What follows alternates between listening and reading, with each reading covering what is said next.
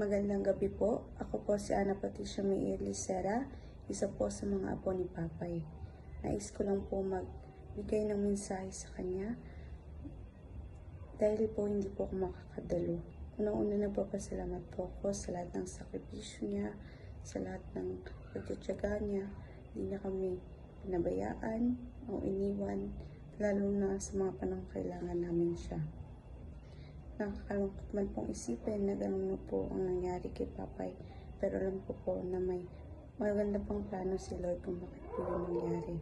At niniwala po ako na kung bakit na po yun nangyari ay hindi na po mahihirapan si Papay at masaya na po siya kung saan man po siya ngayon. Simula una hanggang huli po, siya po ay naging mabuting lolo po sa amin, kanyang mga apo. Papapiliin man po kami, siya at siya pa rin po ang gusto namin maging lolo.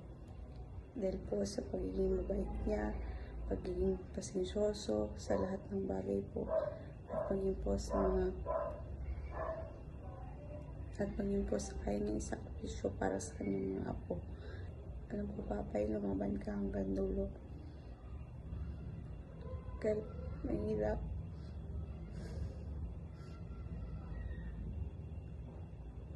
alam ko, Papay, marami ko pang pangarap.